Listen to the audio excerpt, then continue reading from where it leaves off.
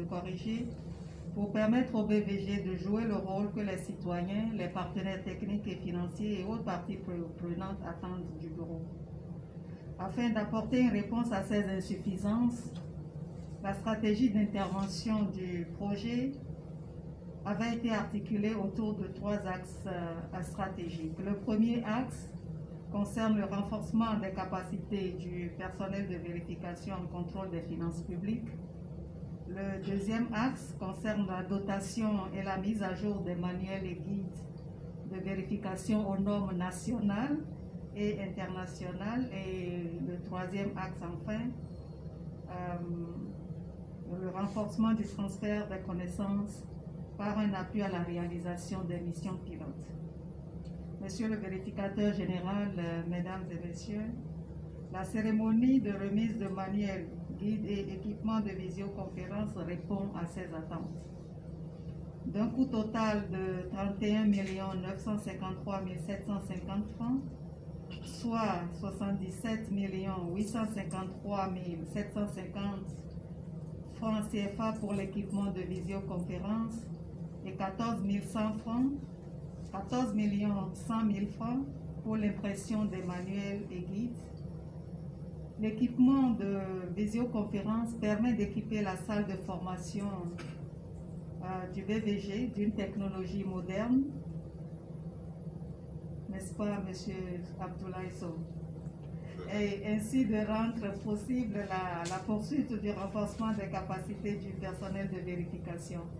Par ces temps difficiles liés à la pandémie de la COVID-19, le projet sera à même d'attirer les formateurs compétents, aussi bien pour des ateliers de renforcement des capacités en présentiel qu'à distance. Ensuite, le projet RPPFM vous remet, Monsieur le vérificateur général, en ce jour, une première série de 11 manuels et guides de vérification du secteur public, conformes aux normes nationales et internationales, notamment les TOSAI, ainsi qu'aux bonnes pratiques en place dans les institutions supérieures de contrôle des finances publiques. Ces manuels et guides viennent garnir le coffre à outils du personnel de vérification et ce faisant permettra au bureau de se conformer à l'article 6 de la loi instituant le vérificateur général du Mali, qui stipule que le vérificateur général est tenu dans l'exercice de ses fonctions au respect des normes juridiques nationales et internationales, garantissant l'objectivité et l'impartialité des contrôles et vérifications sous peine d'engager sa responsabilité. Fidèle à sa stratégie, le projet a adopté une approche participative pour l'élaboration de ces outils, et ce afin de s'assurer qu'ils répondent réellement aux besoins du bureau.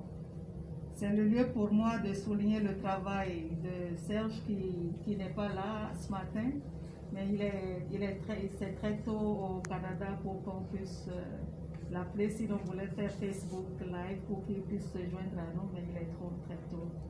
Donc je le salue ici au passage pour son dévouement et son engagement auprès du bureau.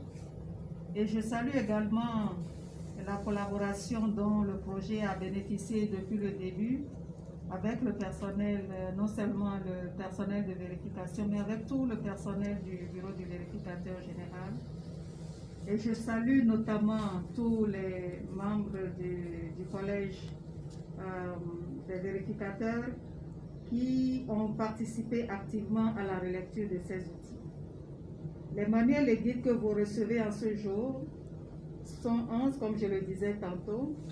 Il s'agit du plan de renforcement des compétences, du guide de vérification intégrant le genre, le petit guide d'animation et de transmission des connaissances pour le vivier de formateurs que le bureau a mis en place avec l'appui du projet, le guide à l'intention des entités vérifiées, le guide de contrôle qualité, le manuel d'évaluation des politiques publiques, le guide d'évaluation des politiques publiques, le manuel de vérification de performance, le guide de vérification de performance, le plan stratégique 2020-2025 et le plan opérationnel du plan stratégique 2020-2025. Le programme le programme de travail du projet prévoyait l'élaboration de 20 manuels et guides au profit du bureau du vérificateur général. Donc une deuxième série de 6 guides sont achevés et attendent d'être imprimés, tandis que 3 autres sont en cours d'élaboration. Je voudrais pour conclure renouveler l'engagement du projet canadien, comme on l'aime l'appeler ici, RPPFM, à poursuivre son appui indéfectible portant sur les 3 axes de renforcement des capacités, de dotation du VVG en outils de travail adéquats et un appui aux vérificateurs pour les missions de vérification, les missions pilotes. Tout ceci afin de contribuer à la lutte contre la corruption et la délinquance financière et économique au Mali. Je vous remercie.